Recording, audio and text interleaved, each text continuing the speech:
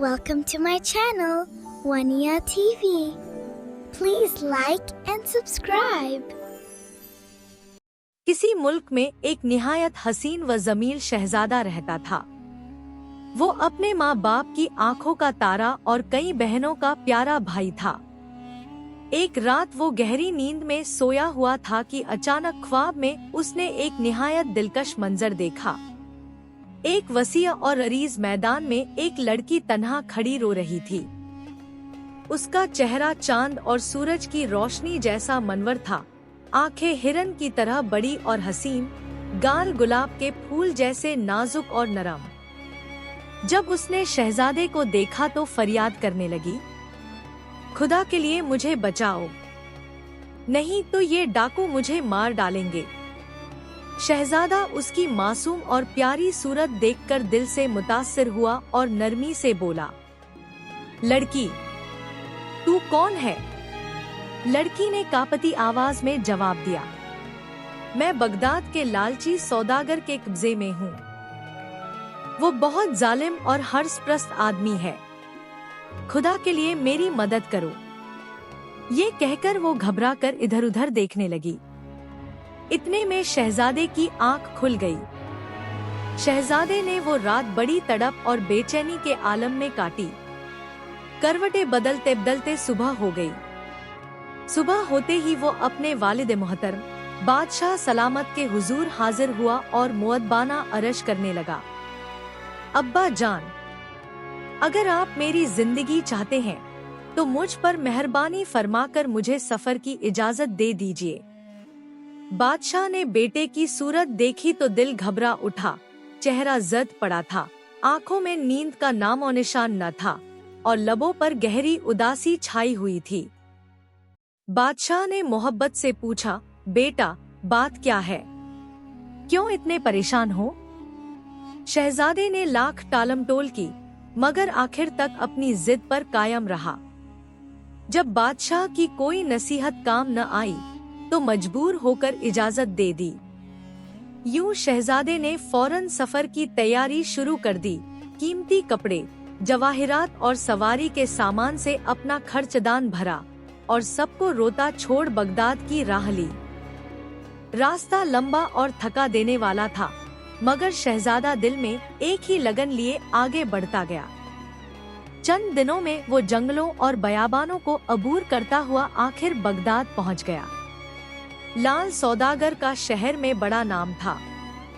शहजादा उसके मकान पर पहुंचा और लौंडिया देखने की ख्वाहिश जाहिर की।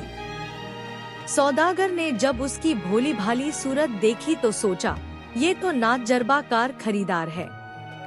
चालाकी से उसने कई दूसरी लौंडिया दिखाई, मगर शहजादे ने किसी को पसंद न किया। आखिर में एक लड़की लाई गई, वही ख्वाब वाली हसीन सूरत, वही रोती आंखें, वही चेहरे का नूर। शहजादा उसे देखते ही पहचान गया और बेताबी से पूछा, इसकी कीमत क्या है? सौदागर ने गुरूर से कहा, इसका मोल जवाहिरात के तोल के बराबर है। इसे तराजू के एक पल्ले में बैठाओ और दूसरे में सोना, मोती, हीरे, लाल रखो, तब जाकर सौदा तय होगा। शहजादा तो पहले ही उसके इश्क में बेकरार था। उसने फौरन अपने सब जवाहिरात उलट दिए ताकि उसे आजाद करवा सके। जितना जरोजवाहिर शहजादे के पास था, उसने सब का सब लड़की के बराबर तोल दिया। यूं वो हसीन लड़की, जिसे उसने ख्वाब में देखा था, अब हकीकत में उसके साथ थी। शहजादा उसे अपने घोड़े पर बिठाकर सराय पहुंचा और वहां एक खूबसूरत पर्देदार मकान किराए पर लेकर रहने लगा। उस लड़की का नाम उसने गौहर रखा। चंद दिनों में जब सफर की थकन उतर गई, तो शहजादे ने काजी साहब को बुलाकर बाकायदा निकाह कर लिया। अब दिन ईद के मानिंद और रातें शब बरात की तरह रोशन थी।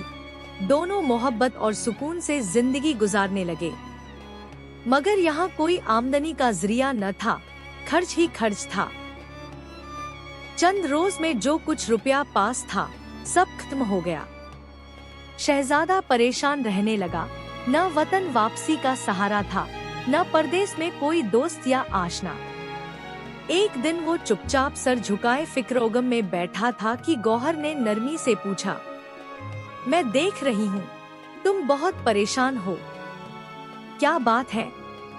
शहजादे ने अफसुर्दगी से कहा, हाँ गौहर, परेशान न हो तो क्या करूं?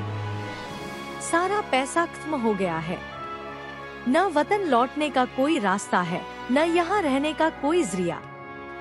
गौहर ने मुस्कुरा कर कहा, बस अगर फिक्र सिर्फ रुपए पैसे की है तो वो खुदा के फज़ल से आज ही दूर हो जाएगी। तुम बाजार जाओ, वहाँ से रेशम का धागा, मलबा के तार और कुछ छोटे छोटे मोती ले आओ। मुझे एक ऐसा हुनर आता है जिससे खुदा चाहे तो सैकड़ों रुपए पैदा हो सकते हैं। शहजादा फौरन बाजार गया और वो सब चीजें खरीद लाया। दूसरे दिन गौहर ने निहायत नफासत से 2 गुलदस्ते तैयार किए और शहजादे को देते हुए कहा, उन्हें बाजार ले जाओ और 10-10 रुपए से कम में हरगिज न बेचना। शहजादा गुलदस्ते लेकर चौक में पहुंचा। लोगों ने जब वो हसीन और नायाब गुलदस्ते देखे तो हाथों हाथ खरीद लिए और शहजादे को मुंह मांगे दाम मिले। अब ये दस्तूर हो गया कि रोज सुबह से शाम तक गौहर कभी 2, कभी 3 गुलदस्ते तैयार कर लेती और शहजादा बाजार जाकर फौरन बेच आता। यूं उनकी जिंदगी फिर से खुशी, इत्मीनान और फरागत से भर गई। यूं तो उन गुलदस्तों के खरीदार पूरे शहर के अमीरों गरीब, छोटे बड़े सभी लोग थे। जो कोई भी उन्हें देखता फरीफ्ता हो जाता। मगर उन सब में एक नौजवान सौदागर का बेटा सबसे ज्यादा शौकीन और कदरदान था। वो रोजाना एक गुलदस्ता जरूर खरीदता और घंटों उसकी बनावट, रंगों की तरतीब और मोतियों के जोड़ को गौर से देखता रहता। उसके वालिद का इंतकाल उसके बचपन में हो गया था और अब एक बुढ़िया माँ के सिवा उसका दुनिया में कोई न था, न बहन न भाई। माँ रोज देखती कि उसका बेटा नया गुलदस्ता ले आता है और दिन रात उन्हीं गुलदस्तों में खोया रहता है। आखिर एक दिन माँ ने हैरत से पूछा, बेटा ये कैसे गुलदस्ते हैं जिन्हें तुम हर वक्त तकते रहते हो? सौदागर ज़ादे ने मुस्कुराकर कहा, अम्मा मैं ये सोचता हूँ कि जिसके हाथ से ये इतने हसीन गुलदस्ते बने हैं वो खुद कैसी हसीन और जमील होगी।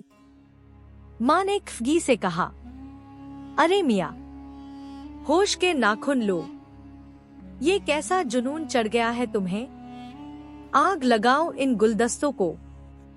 बेटा बोला, आप जो चाहें कहें अम्मा, मैं तो इन गुलदस्तों के सिहर में गिरफ्तार हो चुका हूँ। अब जब तक उन्हें बनाने वाली से शादी न कर लूं, मुझे चैन नहीं आएगा। माँ ने सर पकड़ लिया और बोली, ओ नादान, तू क्यों अपनी जान का दुश्मन बन रहा है? पहले तो ये कौन जानता है कि ये गुलदस्ते बनाने वाला मर्द है या औरत? और अगर औरत है भी तो कौन जाने बूढ़ी है या जवान, बदसूरत है या हसीन? मगर जितना माँ समझाती, बेटे की जिद उतनी ही बढ़ती जाती। आखिर माँ ने बेप्सी से कहा, अच्छा ठीक है, अगर तूने यही जिद ठान ली है और तेरे नसीब में यही लिखा है तो कल मैं भी तेरे साथ बाजार चलूंगी। गुलदस्ते बेचने वाले को मुझे दूर से दिखा देना, मैं मालूम तो करूं कि वो कौन है और ये नाजुक गुलदस्ते आखिर किसके हाथ के बने हुए हैं। चुनाचे अगली शाम माँ और बेटा दोनों बाजार चले गए। हसबे मामूल शहजादा गुलदस्ते लेकर आया। सौदागर ज़ादे ने वो गुलदस्ते खरीद लिए और जब शहजादा वापसी के लिए मुड़ा तो बुढ़िया चुपके चुपके उसके पीछे चलने लगी। शहजादा अपने मकान के अंदर गया और बुढ़िया भी चालाकी से उसके पीछे हाफती का पति जा पहुंची। मगरिब का वक्त था। गौहर यानी वही हसीन लड़की शहजादे का इंतजार कर रही थी। बुढ़िया ने दरवाजे पर आते ही मुअद्दबाना अंदाज में कहा, बेटी जरा अंदर आने दो, कुछ हरज न हो तो थोड़ी सी नमाज पढ़ लूं। नगौड़ा मेरा घर बहुत दूर है और नमाज का वक्त भी निकलता जा रहा है। गौहर ने मुस्कुराते हुए फौरन कहा, बड़ी बी, खुदा की नमाज को कौन रोक सकता है, आइए शौक से पढ़िए। ये कहकर उसने जल्दी से लोटे में पानी भर दिया, जानमाज बिछा दी और खुद एहतिराम से एक तरफ हट गई। बुढ़िया ने जाहिरी तौर पर झूठी नमाज पढ़ी, मगर दरअसल इधर उधर नजरें दौड़ाती रही कि देखे इस घर में और कोई औरत तो नहीं। फिर लकड़ी के सहारे खड़ी होकर बोली, बेटी इतने बड़े मकान में तुम अकेली रहती हो, जी नहीं घबराता तुम्हारा? गौहर ने नरमी से कहा, बड़ी बी, जी घबराए भी तो क्या हो, पूरा दिन तो गुलदस्ते बनाने में ही गुजर जाता है और रात को वो आ जाते हैं। बूढ़ी औरत ने प्यार भरे लहजे में कहा, बेटी तेरे चांद जैसे चेहरे के सदके, इसीलिए तो ये गुलदस्ते भी इतने खूबसूरत बनते हैं कि देखने वाला देखता ही रह जाए। अच्छा बेटी, अब इजाजत दो, अल्लाह की अमान, घर दूर है, वरना कुछ देर और बैठती। गौहर मुस्कुराकर बोली, इधर कभी आना हुआ करे तो आ जाया कीजिएगा बड़ी बी। बूढ़ी औरत ने जवाब दिया, हाँ बेटी जरूर आऊंगी।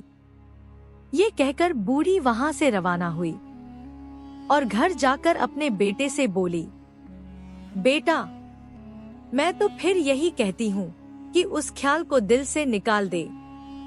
खुदा का दिया माल दौलत, इज्जत और आबरू सब कुछ तेरे पास है, अगर चाहे तो तुझे परियों जैसी दुल्हन मिल सकती है। फिर किसी और की बीवी के ख्याल में क्यों खुद को बर्बाद कर रहा है? वो तो किसी की पत्नी है, उस तरफ ध्यान देना ठीक नहीं।